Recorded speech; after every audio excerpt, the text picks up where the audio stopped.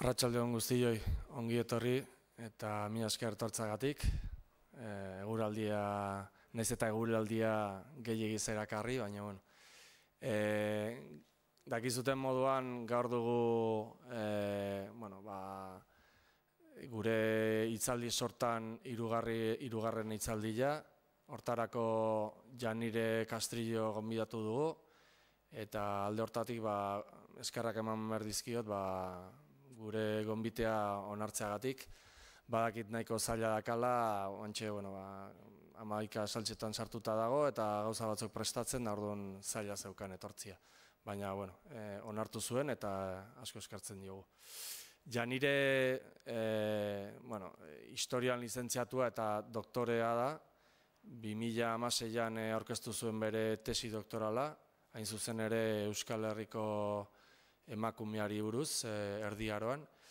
Eta, orain dabiltza bere lana publikatu nahian, behintzat denbora pixkatxo bat hartzen duenean, eta, besterik gabe berari hitza pasako diot, eta berriz ere eskerrak emanez.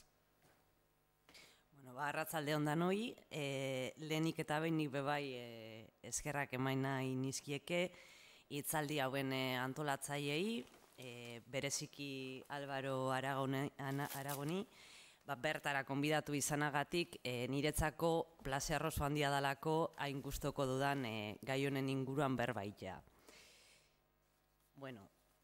Jarraian emango ditudan azalpen guztiak, Erdi Aroko emakumen ingurukoak, nire tesia egiteko duela urte batzuk abiatu nuen ikerketa batean oinarrituta daude, eta tesia egiten hasi nintzenean nire helburua bazan emakumen historiaren esparruan, Euskal Herriko historiografian somatzen hauen hutsune bat kubritzea.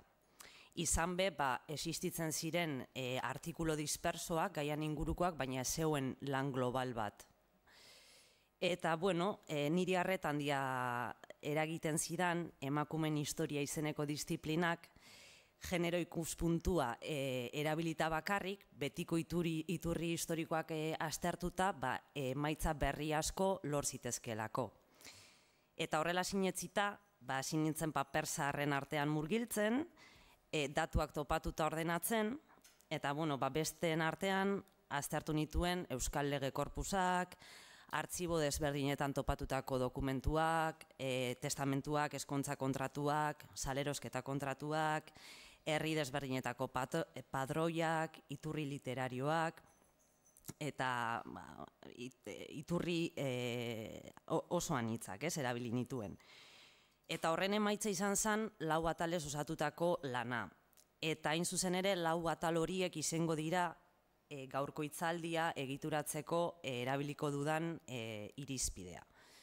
Holan, lehenik eta behin, Erdi Aroko emakumeen bizi zikloen inguruan ingo dotzuet berba, gero esparru publikoan eta esparru juridikoan jarduteko zituzten ahalmenei egingo diete referentzia, jarraian, emakumeek euren komunitateetan betetzen zituzten rol sozialei buruz arituko naz, eta amaitzeko lan munduan zelan txertatzen ziren azalduko dut. Eta hitzaldian orokortasunei buruz arituko naz, ezin izango dut zehetasunetan asko jarri harreta, eta zalantzarik edo sortzen baiatzu edo geratzen bada horra airean, hitzaldia eta gero izango gu hori argitzeko parada.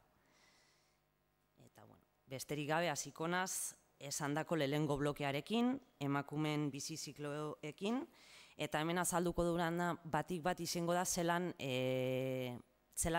mugitzen ziren emakumeak familiaren esparruan.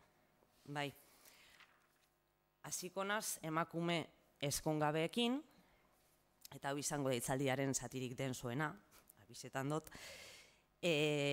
Hasi behar naz esaten, emakumeen adin nagusitasuna ezela 25 urte bete artea ailegatzen, eta ordura arte beren senitartekoekin dependentzia egoera batean bizi zirela. Hau gizonekin ere gertatzen zen, baina gizonen kasuan, 25 urte aurretik familiarekiko menpekotasun egoera horretik askatzeko egoten ziren batzutan emantzipazio gutunak. hauek epaile baten aurrean sinatzen ziren, eta bertan gurasoek aitortzen zuten nola semea eskatzen zuten bere potestadetik.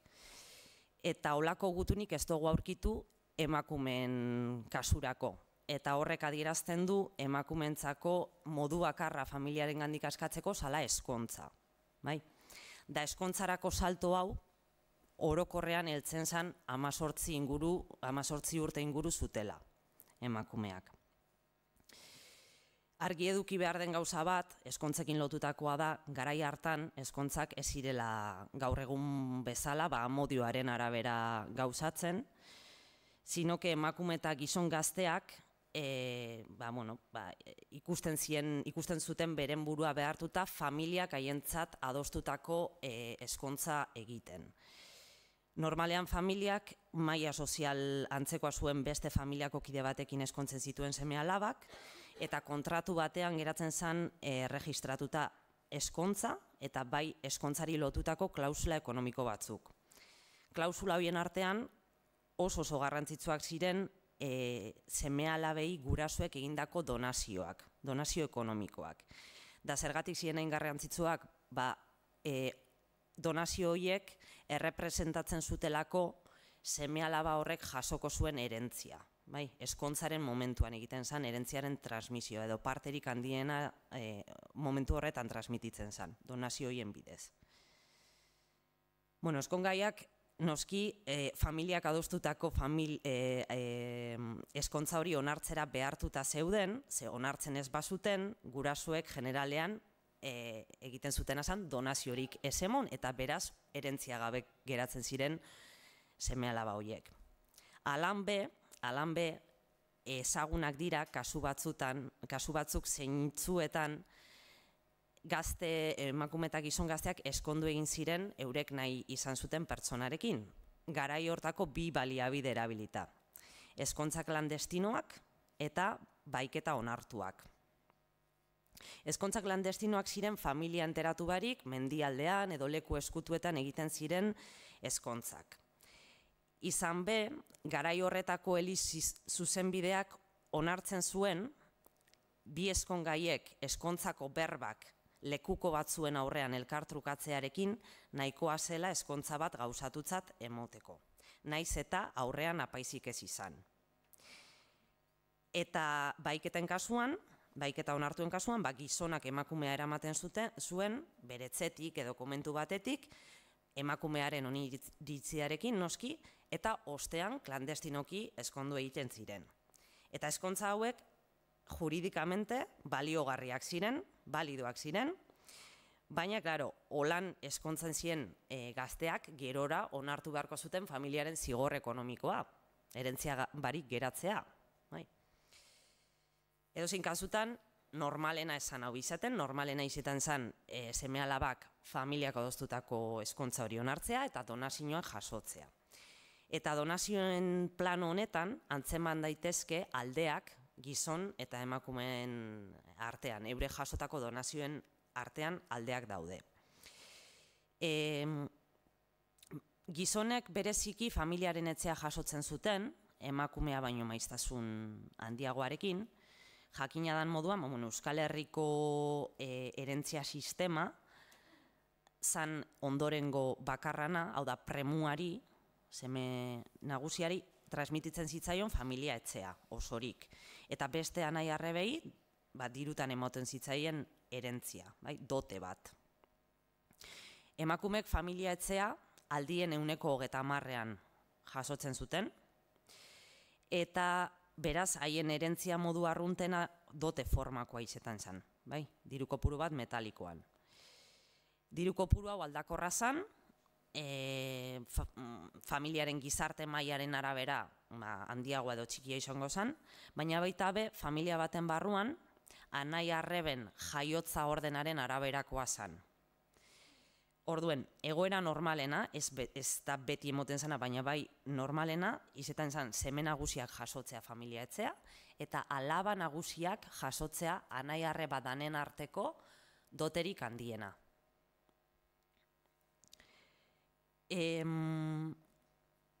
Egia da ere, eta hau esan behar da, emakumeak batzutan ere etxearen ondorengo izeteko aukeratuak izaten zirela, eta hau gertatzen zen batetik semerik ez egoenean, noski, edo semeak alaba nagusia baino askoz gazteagoak zirenean, edo zor handiak zituzten etxeetan. Kontsideratzen zen gizon baten etorrera, dote handi batekin, onuragarria izan zitekeela, zor egoera hori konpontzeko. Emakumea ondorengoa zan kasuetan, ematen zuen eskontzen zan emakume horrek gerora autoritate handia eskuratzen zauela bere etxean, eta adibidez, askotan gertatzen zan, berak, Andreak, seme-alabei transmititzen ziela abizena, eta ez senarrak. Garai honetan, ohikoa zen Euskal Herrian pertsonen abizena haien jaiotetzearen berdina izatea.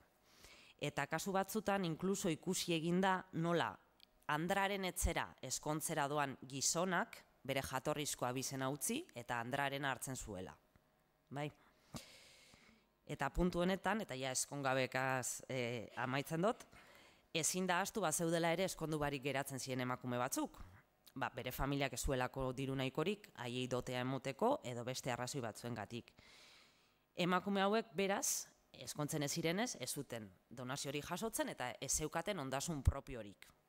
Eta egoera horretan kondenatuta zeuden familia etxean geratzera, bizitza osoan zehar, neskazar gisa.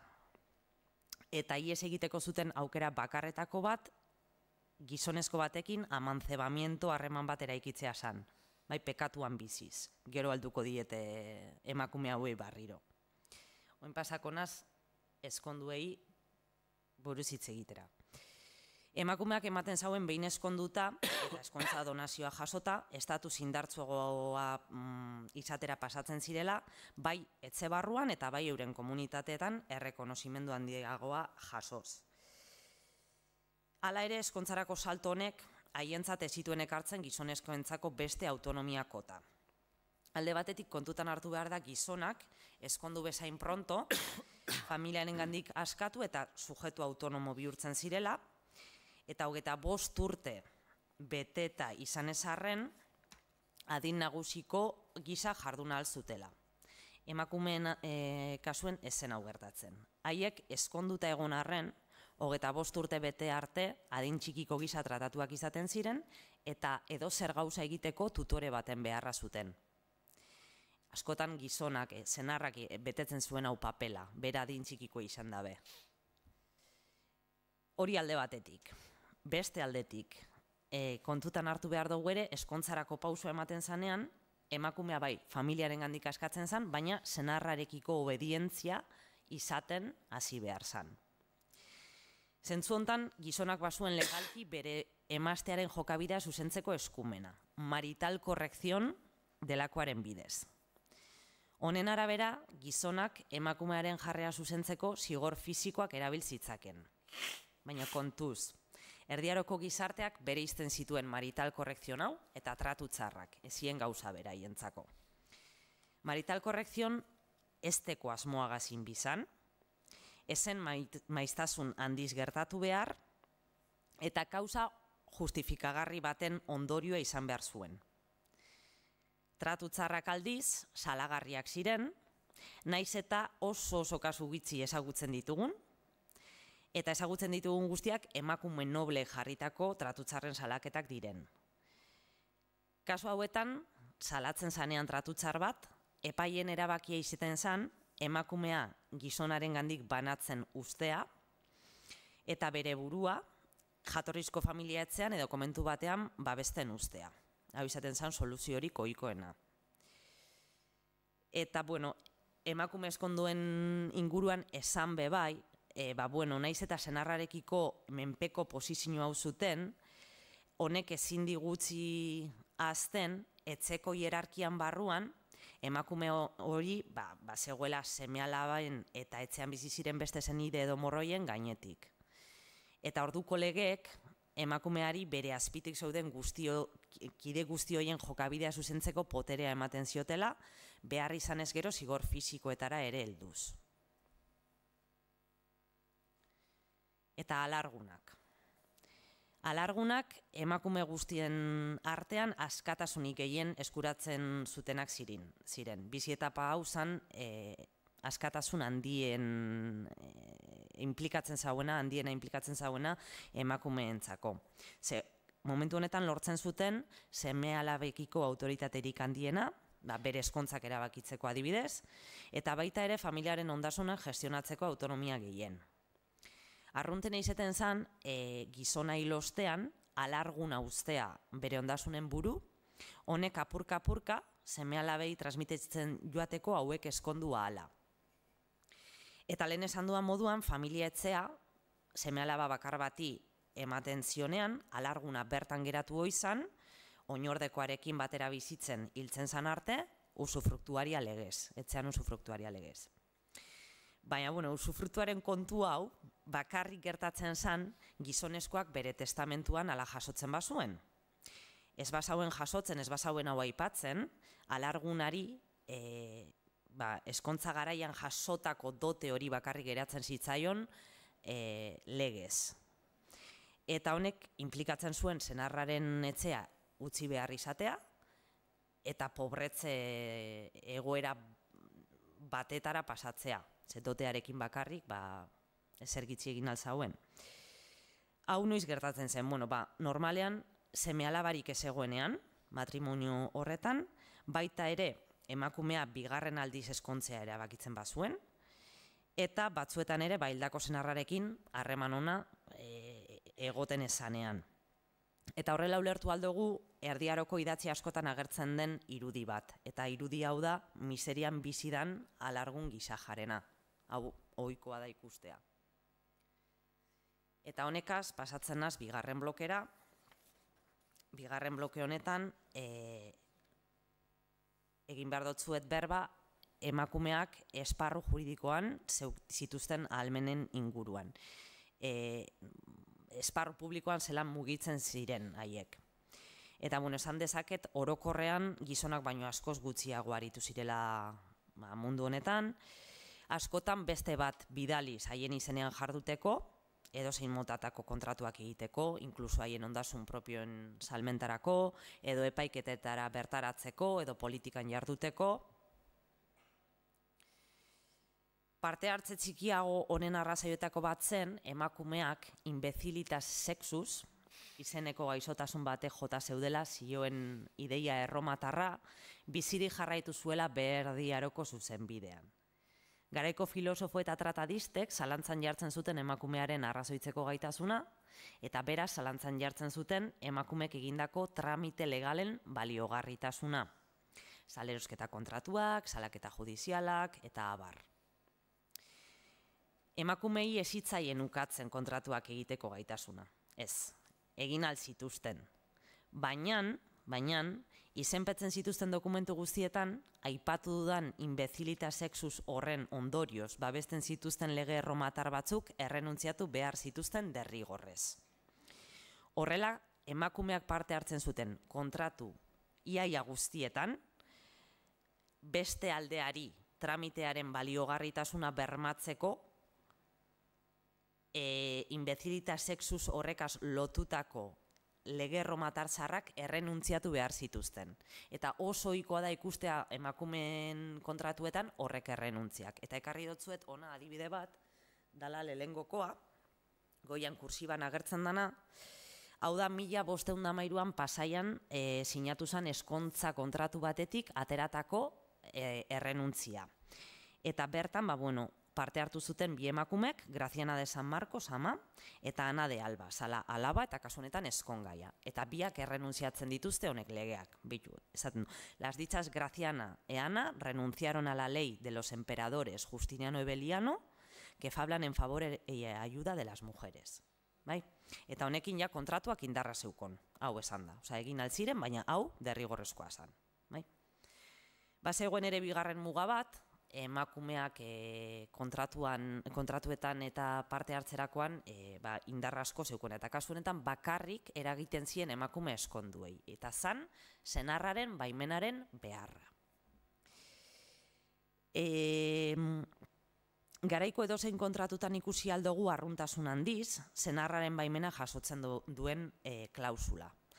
Eta ekarri hotzuet bigarren adibide bat, behan dauena, eta hau 1418ko adibide bat da, errota baten salmenta da, salmenta kontratu bat, eta bertan, saltzaileak dire, bikote bat da, matrimonio bat da, Diego Fernández de Olarte, senarra, eta Maior de Gauna, Andra, eta kontratu barruan ikusi aldugu, klausula, senarrak emakumeari kontratu hori beragaz batera egiten usten diola esaten dauen klausula bat, esaten dau. Sepan cuantos esta carta vienen, como yo, Diego Fernández de Olarte, por mí mismo, y yo, doña María de Gauna, con licencia y autoridad y mandamiento de dicho Diego Fernández mi marido, la cual me da y me otorga, eta gero ja dator kontratua, baina lehengo argi geratzen da, baimena dekola senarrana Andrak. Eta hori barik emakume eskonduen tramiteak ez zuten erabateko balioa lortzen. Beraz, esan bezala, emakumeak behar diaroan tramite legalak egiteko gaituta daude, eta ez dago inolako debekurik, baina aipatutako bi baldintzak bete behar dituzte.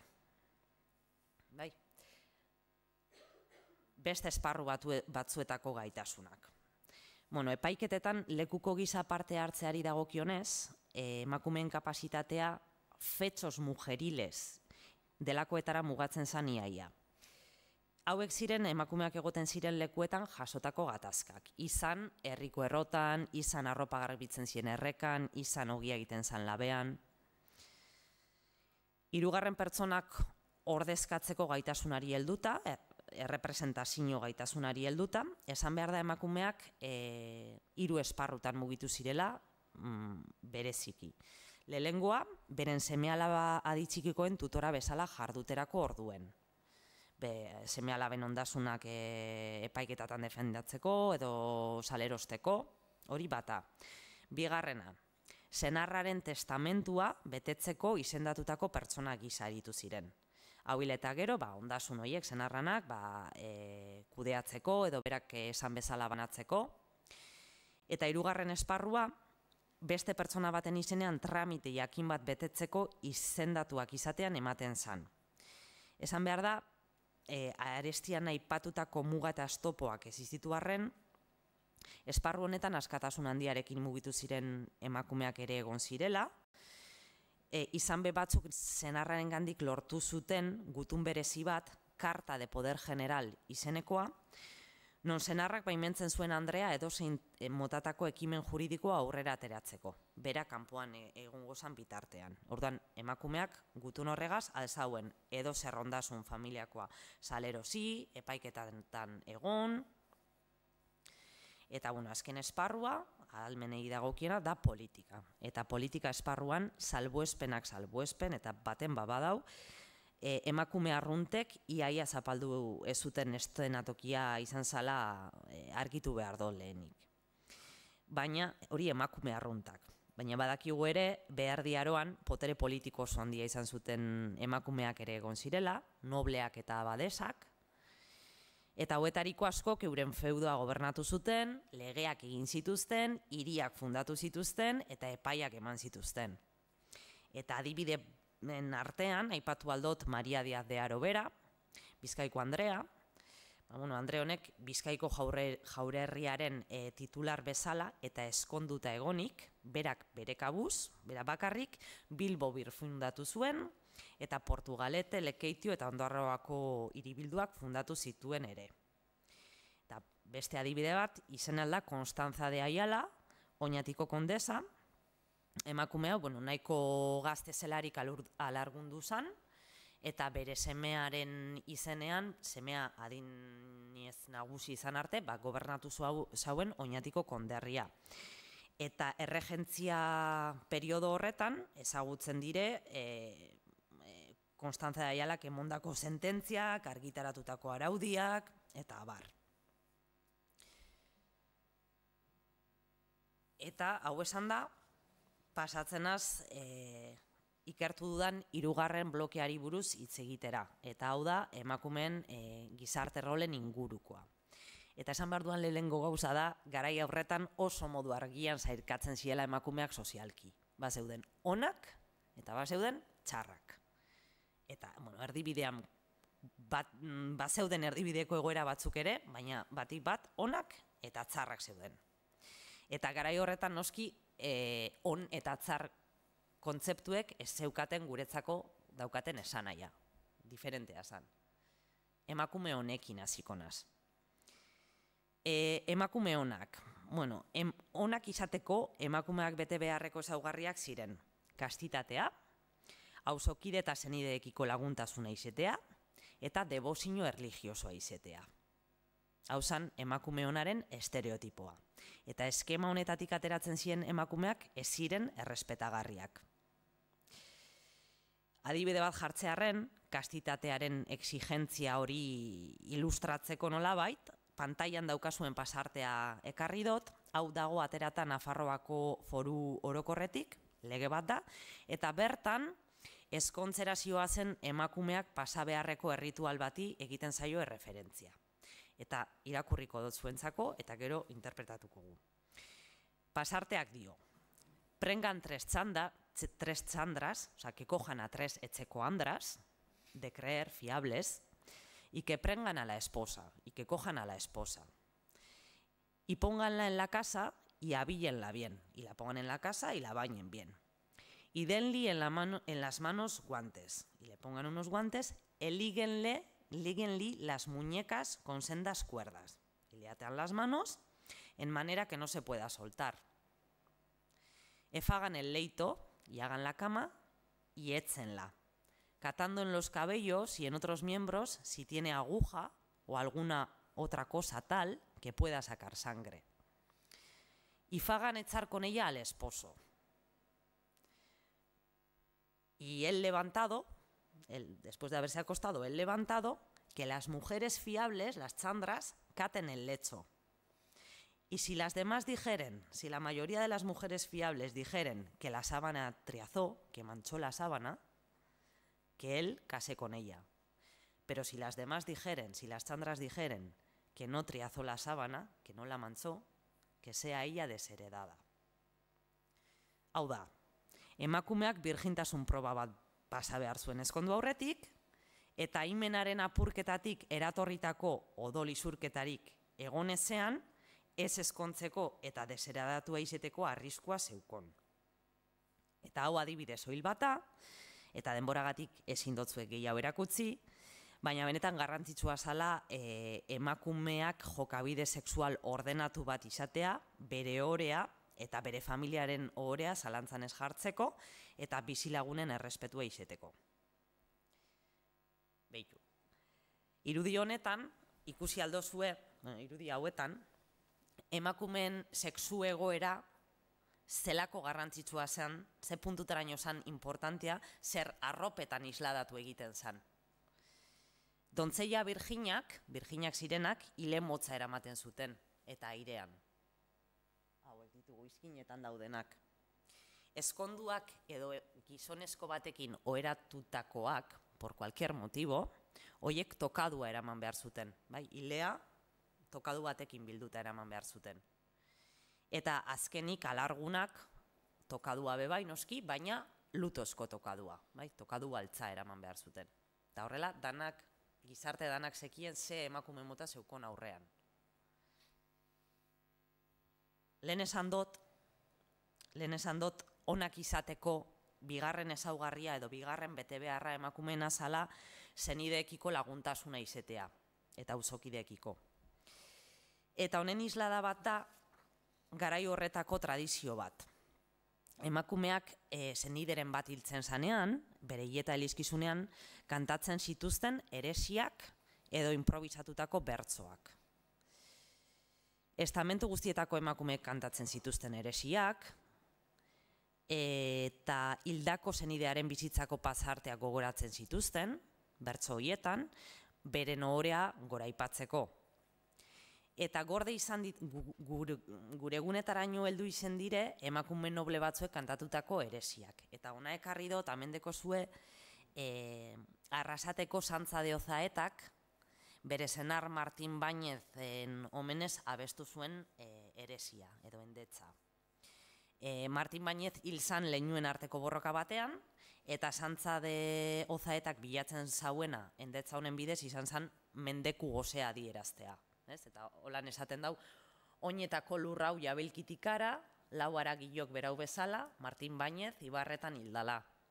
Hartuko dut esku batean gezia, bestean zuzi iratzegurra, eta erreko dut Aramaio guztia. Aramaiokoak ziren bere senarra hil zuten pertsonak. Eta, bueno, hau da, adibide bat, hori, goraipatzeko, zelan emakumezkoek izan behartu zuten zaintza edo arreta handia familiarekiko, auzokideekiko, islada bat besterik, ez? Adibide askoz gehiago daude, baina, bueno, nik honen bitartez ilustratu gure izan dut hau aspektue. Eta, bueno, aipatu da azken ezaugarria emakume honena debozioa izen da, eta hemen aipatu aldot nola erlijioa ogibidetzat zuten emakumeak, bai zerorak, elizak eta ermitak zaintzen zituzten zerorak, edota beatak, edota monjak, oso apresio zalandia zutela, eta nola garai hartako biztanlentzat emakume hauek erreferentzia bat ziren, eta haien bila joaten ziren sarri kezka kontatzera edo kontsolamendu bila. Eta hauek ziren onak, eta oraingoaz txarren bila. Eta emakume txarrak nortzuk ziren? Emakume txarrak ziren zalapartatzuak zirenak, lizunak zirenak, adulteroak zirenak, prostitutak zirenak, gizon ezkonduekin edo apaizekin harremanak zituztenak, beste plano batean sorginak ere. Eta, bueno, garai hartako gizartearentzat emakume hauek oso mespretzagarriak ziren, erabat mespretzagarriak ziren, eta oso txarto tratatzen zituzten, oso txarto. Adulteroen kasuan, esaterako, legeak oso zigor gogorrak aurre ikusten zituen. Delitua aprobatzen bazan, adulterioa aprobatzen bazan, bera eta bere ondasun guztiak, emakumea eta bere ondasun guztiak senarraren esku geratzen ziren legez, senarrak nahi zuena egiteko. Emakumea erailtzea barne, eta hau legala zan. Prostituten kasuan. Prostituten kasuan pantailan ekarri dodan esaldi hau erabiliko dut. Hau da Bizkaiko Hermandadeak aprobatutako lege bat, eta, bueno, dago bideratuta bortxaketak zigortzera. Eta bortxaketak zigortzen ditu heriotza zigorrarekin. Baina salbuespen bat sartzen dau legeak, prostitutena. Esaten dau, cualquier que forzare por fuerza dormiere o restiviere cópula carnal con cualquier mujer, que muera por ello. Esto no se entienda en las mujeres que públicamente están al partido.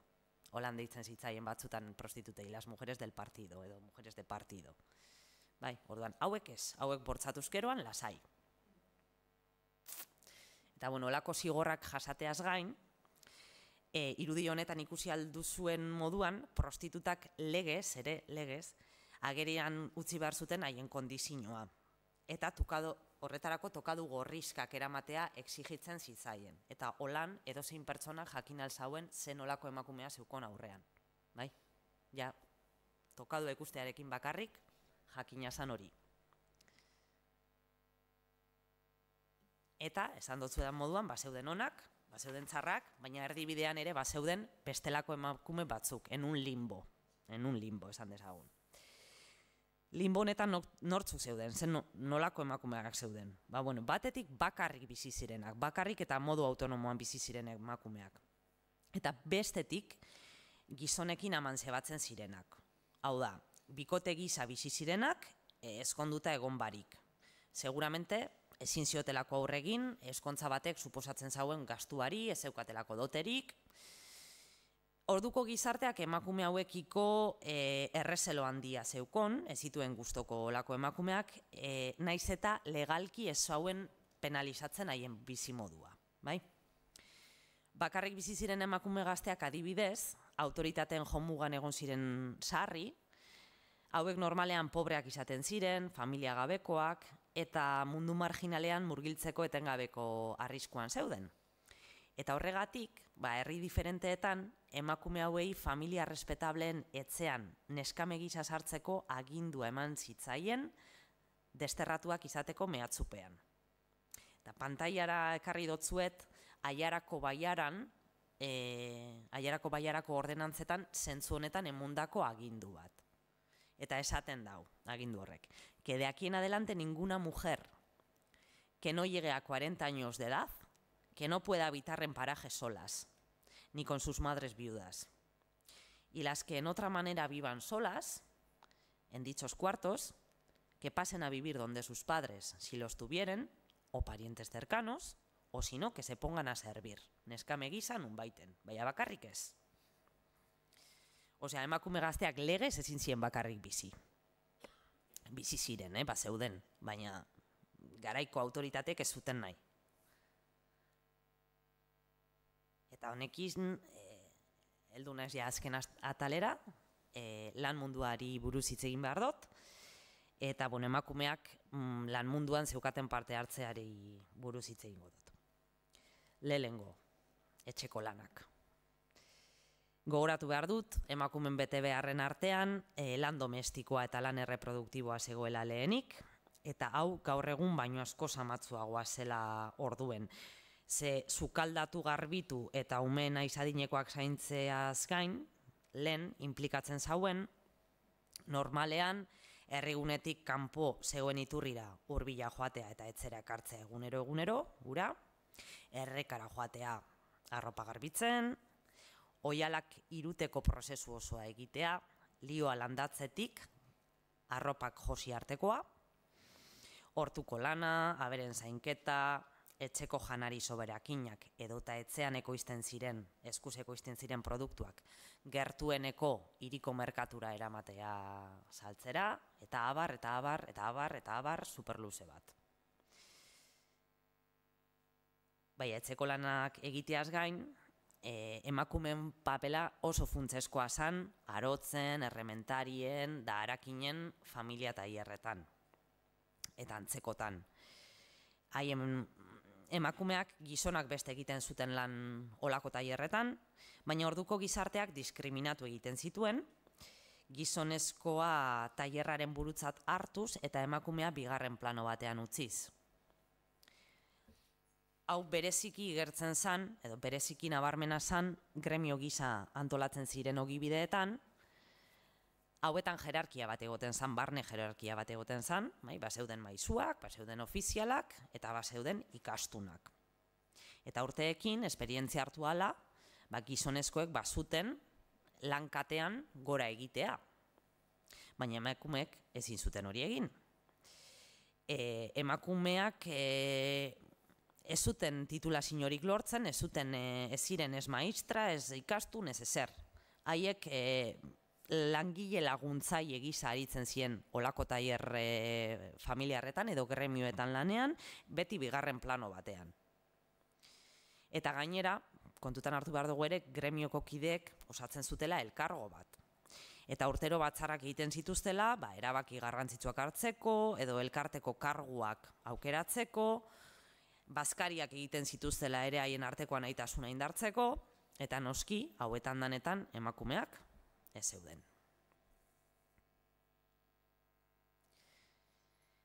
Gremioetan antolatu ziren ofizio hauetatik aparte, emakumeak ere bestelako batzuk ere eraman zituzten aurrera, modu independientean.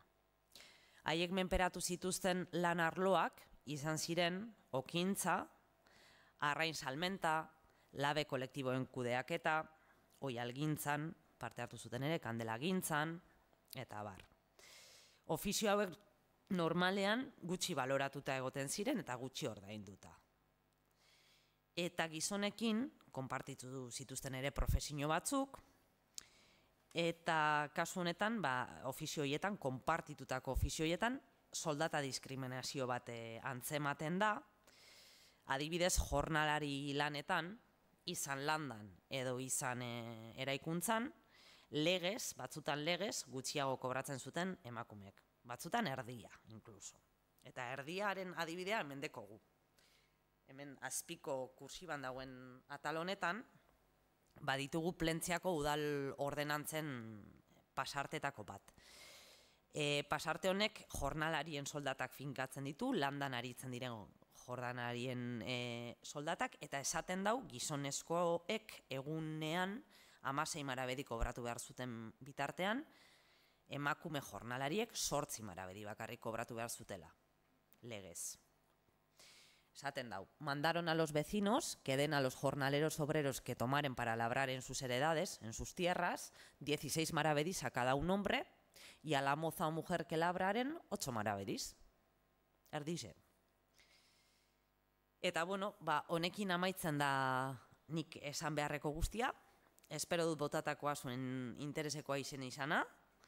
Dakidan arren oso modu orokorrean azaldu dituala gauzak, eta ezin izan dodala ezertan lar sakondu, eta adibide gitxi batzuk ekarri ditudala bakarrik ilustratzeko gauza batzuk da besteak.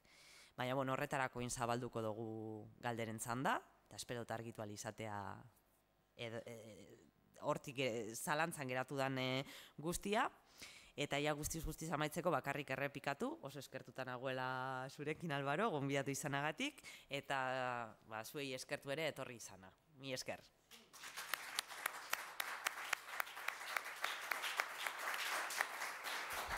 Bueno, eskerrik asko ja nire, oso modu argilan aurkeztu duzu guztia, benetan. Oso gaina oso ondo antolatuta, eta nik uste dut nahiko garbi geratu dela. Agian guain jendeak xehetasun horietan edo sartu nahiko du, eta horren txanda irikiko du momentu honetan, nahi ez dute galdereren bat egin, komentarioren bat edo, aurrera. Ez dago, guantxe dator, Amparo, itxein pixka bat. Guantxe dator mikrofonarekin.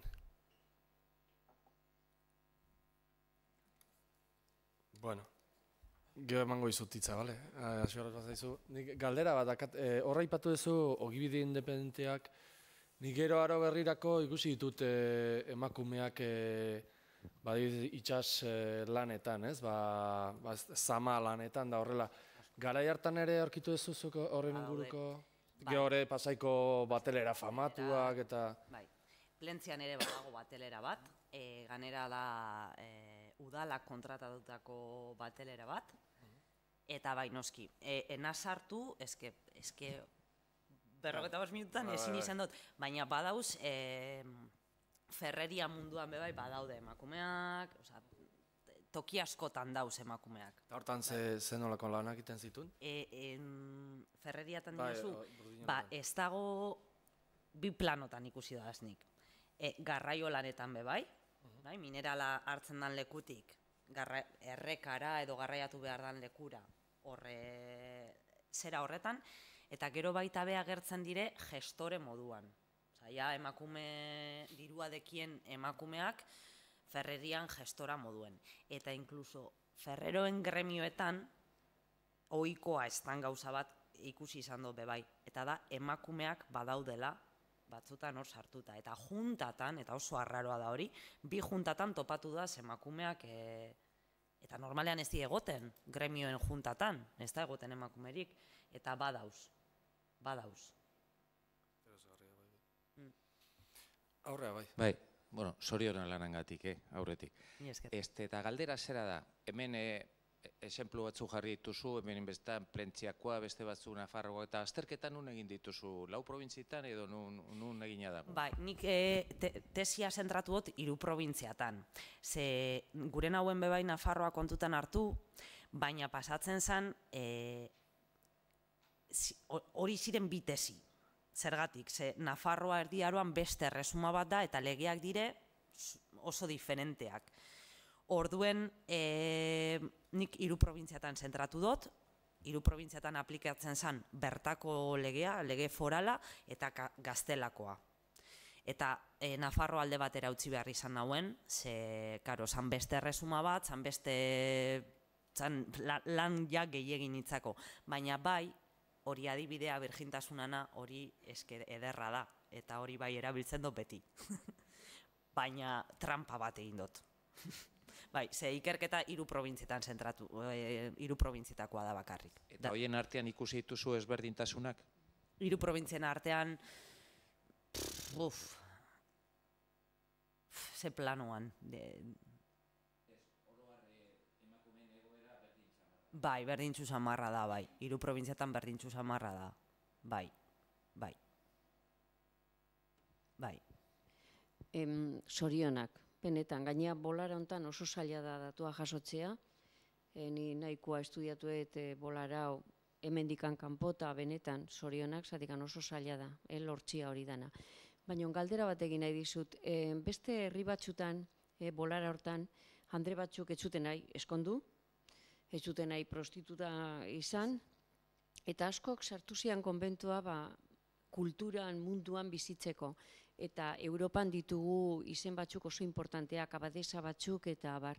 Hemen Euskal Herrian eukialdeu, olako konbento, esan nahi de, prestigioan aldetik, hor emakume batzuk nahi zutenak kultur munduan sartzeko, nik ez dut aurkitu behin ere izen importanteak edo baldakazu daton bat, hortaz, eskarrik asko. Bai, mi esker, zelan dau komentu araban dauena, Josu zen. Bai, Barria. Zelan da osorik, Santa Maria de Barria? Eta da zistertensea, pentseta dut, del zister, creo. Bai, nik topatu dut bat, eta deitzen da Mencia de Ayala. Mencia de Ayala. Eta hau izan zen abadesa, vitalizia, hartu zauenetik kargoa hilzan arte egon zen abadesales, Santa Maria de Barrian. Hau dago Alaban Josuz herria. Elgetako mendien azpian, ez? Bai, Arabako urtegiak eta dauzen, legutiotik Gebara eta horrek erritxuak dauzen inguruen, hortik dau, Barria. Eta Mencia de Ayala, badakit jatorriz dala, bere jatorria dala Oñatiko jaurerria, eta Oñatiko kontearen zenidea dala. Ez dut topau konkretamente, ze karo, hainbeste aspektu abarkau izan dut, ez dut sakondu ezetan. Asko ikutu dut, baina sakondu ezetan ez dut sakondu. Orduan bai agertu jaten hau andra, eta impacta osten, segun zan urte askotan gobernetan Barriako monastegia, Barria ganera zistertensea da, tiene jurisdicción sobre sus dominios, eta dekoz txolopote batzuk honek andreak inguruko herrietako biztanlegaz, izugarriak por límites, hau nirea da, ez hau nirea da, eta ganera badakit ere izan zauela seme bat, abadesa izen da, ze hori urten zan epaiketa baten. Eta, bueno, eta hori, noble bat da. Eta gero kultura aldetik eta ezin dotzut esan, zen puntutaraino ekoiztu zauen zeo zer edo hori ja.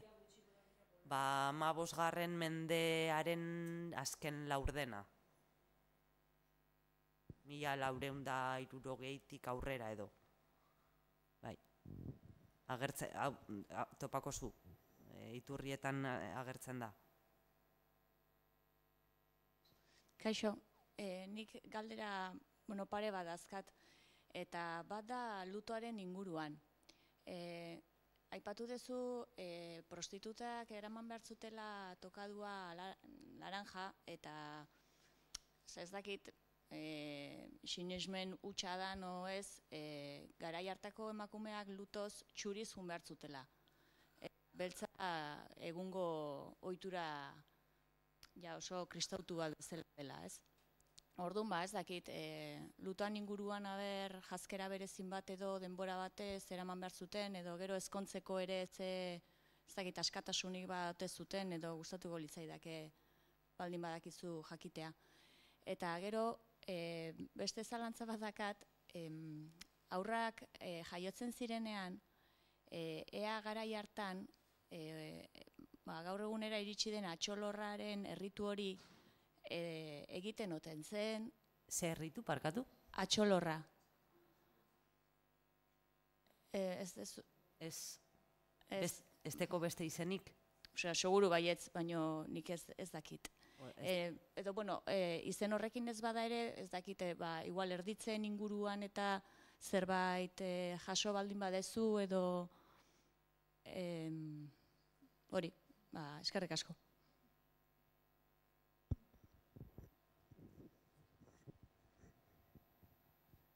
bueno, lutoaren inguruan. Derrigortuta zauden emakumeak urtebetez luto egoeran bizitzera, ze garai horretan turbatio sanguix, kontaminazion de la sangre, izeneko kontzeptua existitzen zen, eta hau zen egoera hipotetiko bat imaginatzen zen, ez? Gizona hil aurretik, itxi ahal izan dau bere emaztea haurdun, ezta? Eta handik itxira hil. Eta orduan, emazteak izan aldau barruen semea. Eta orduan, ezkontzen baldin bada jarraian, senarra hil eta gutxira, beste gizon batekin, orduan noren semea da. Eta hori ekiditzeko turbatio sanguix izeneko kontzeptu hori agertzen da lege batzutan, eta eskatzen jakie egotea minimo urtebeteko luto sasoi horretan. Hori batetik. Gero derrigortuta zeuden aurrera jarraitzeko lutuarekin edo ez, hori ja ez dakit. Baina urtebeteko zera hori agertzen da leku baten baino gehiagotan. Hori batetik. Esan dozuna erditzeena, nik ez dut ikertu erditzeena eta esergitzirak itorrena, baina badaue Zaragozako unibertsitatean irakasle bat, Carmen,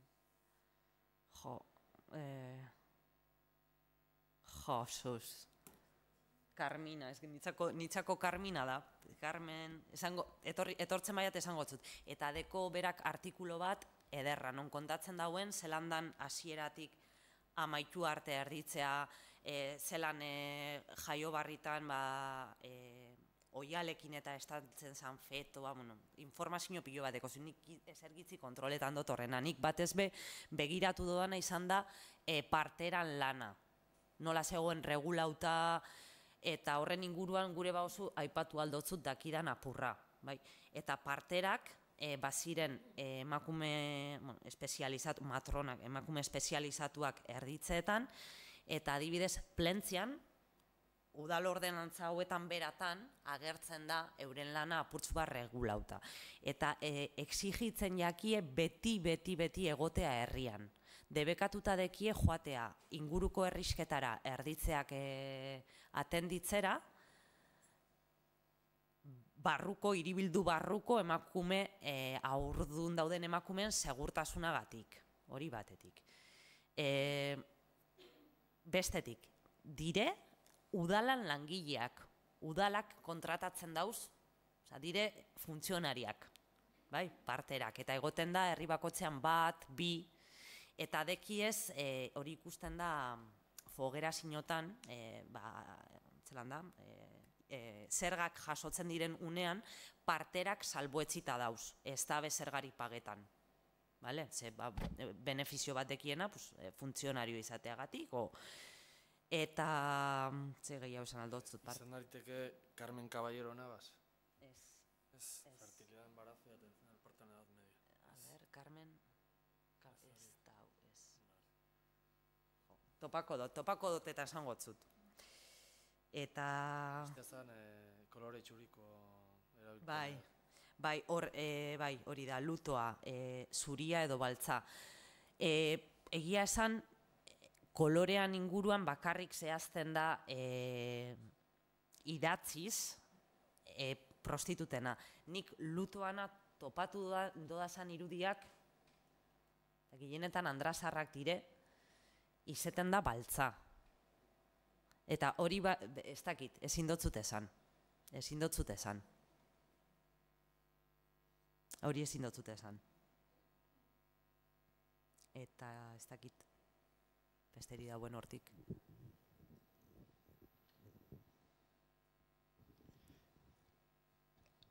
Aipatu dezunean, maiorazgoaren kontua, nik 16 eta 17 mendean Tolosa inguruan libre elección nabarmen ateratzen da.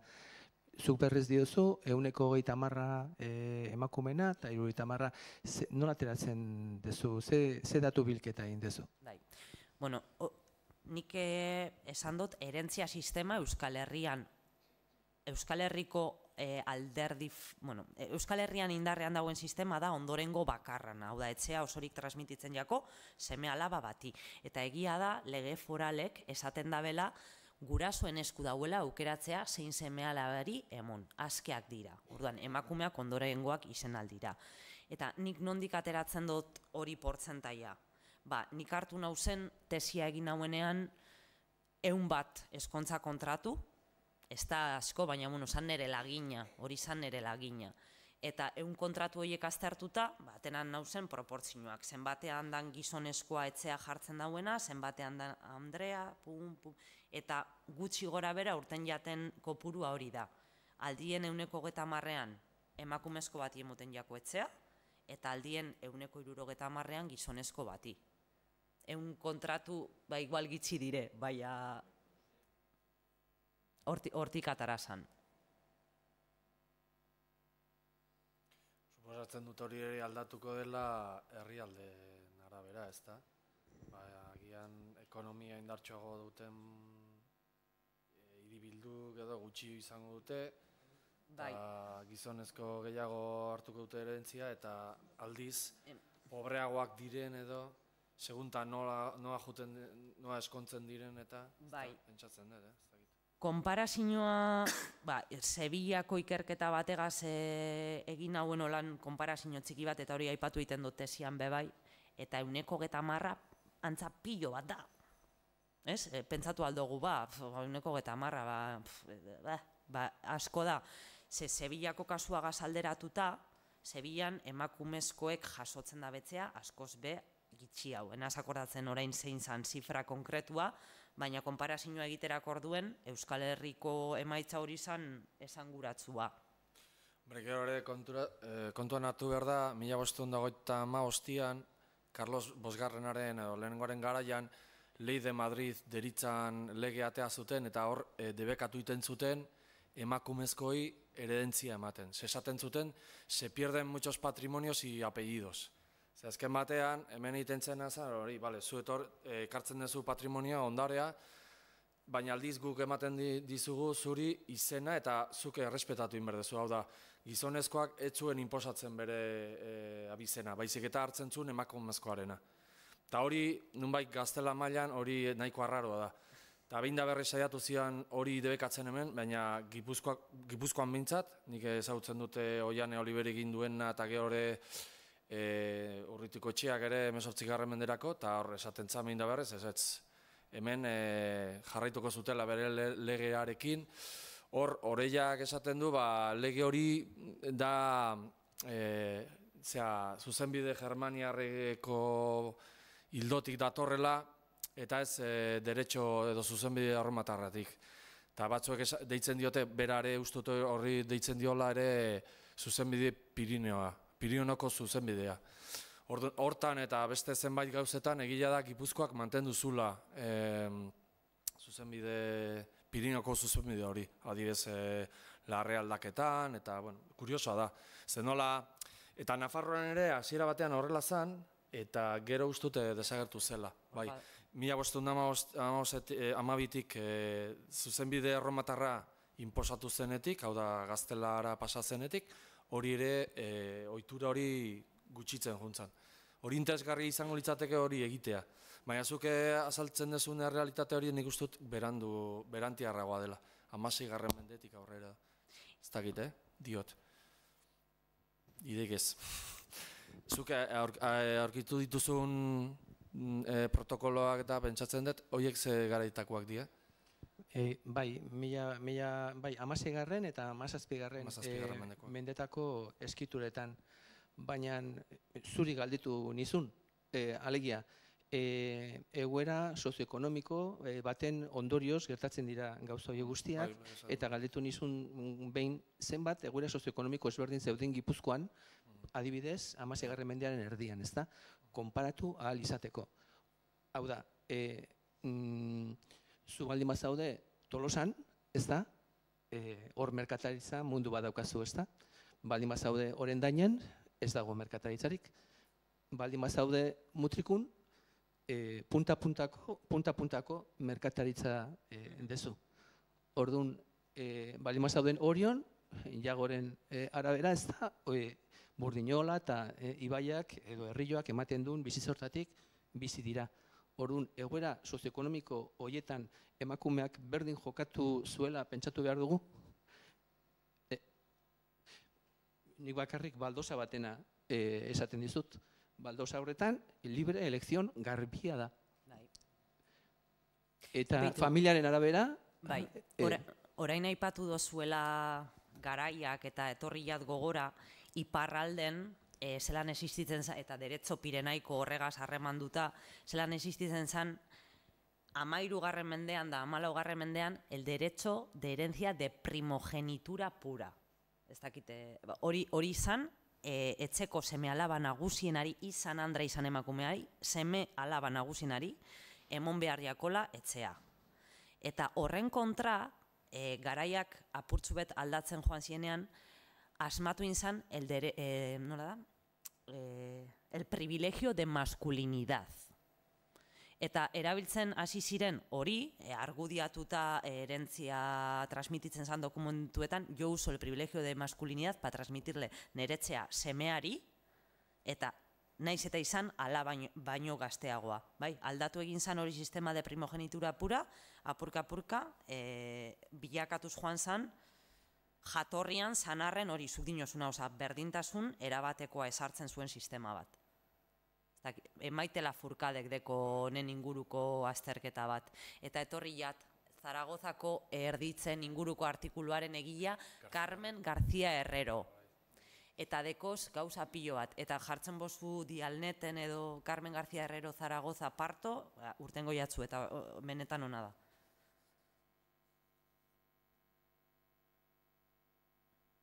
Bai, ziurrenik zure hildotik junda, ziurrenik zenbat eta tokian tokiko ikerketa gehiago, ikusiko genuke herri bakoitzean ohitura bat zehola edo herri batetik bestea aldatzen zela, hori seguru. Badaude Zumaia aldean eta nik ikusi zendot eta ez dakitzelan interpretau, le damos la casa de tal de cual por ser hija mayor. ¿Cómo que por ser hija mayor? Si ez dakit, ondoko elgoi barren ez da behau esaten eta semeari ematen dutzi etxea. ¿Cómo que en Zumaia por ser hija mayor le doy la casa? Bi kontratutan edo hori argudio ikusi nagoen da hor, takit, igual herrian herriko aldaerak dauz, takit. Antxona Gresondo zenak aipatzen zuen alabari nola esaten zitzaion konsanguinidaderen arazoa 16. mendean horrela ikusten da. Eta orduan nola hainbat kasotan esaten zitzaion ekarri behar dezu odol berria etxera.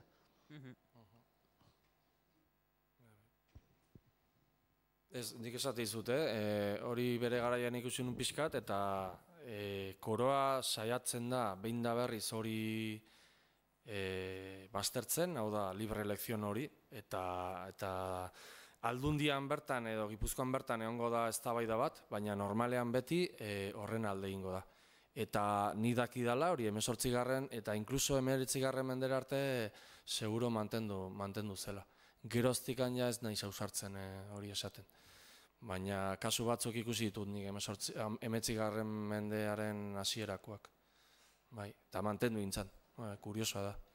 Nola naiz eta koroak saiatu hori ezabatzen, hemen esan zuten, ez mantendu bertzela eta mantendu zuten.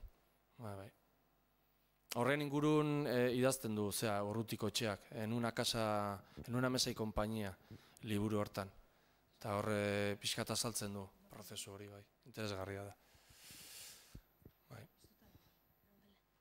Apa, nik galdetu nahi non pixkat osasunaren inguruan, ezakit, osondo, bai bizitxaropena, emakumena nolakoa zen, osasun baldintzak, zen honaiz pentsatzen emakume helduen inguruan, baina, klaro, garai hortan suposatzen dut eziala oso heldu izatera iritsiko, edo ezakit.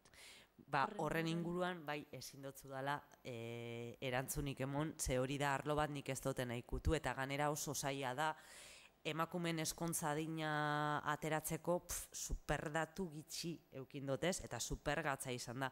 Eta, karo, 15. mendeko iturrietan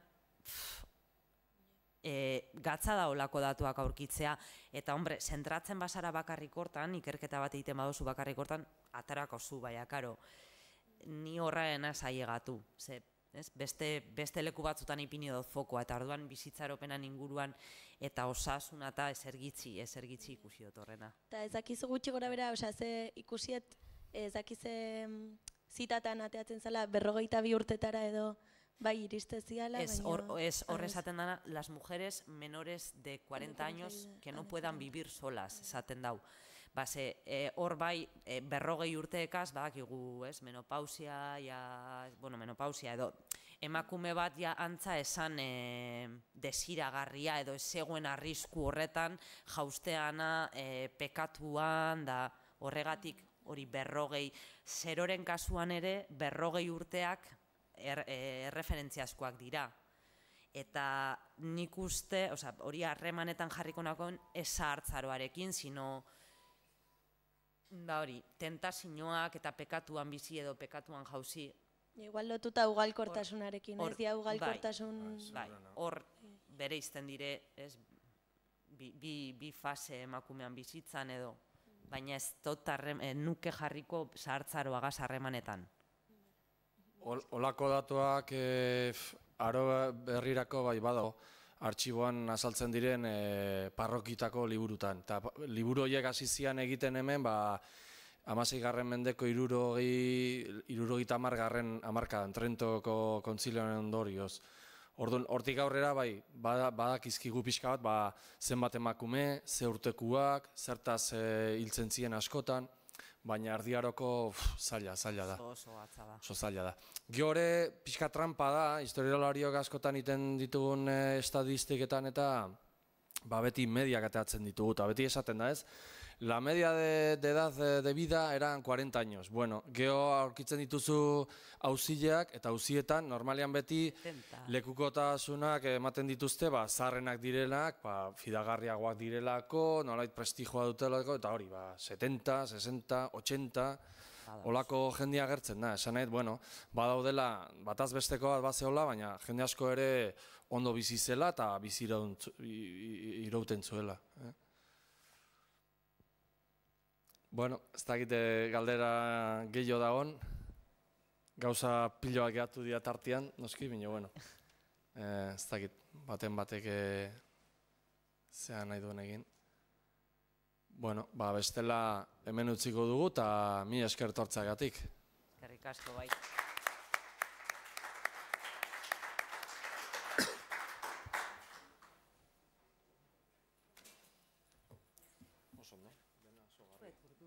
Bueno, lasai, baina ondo.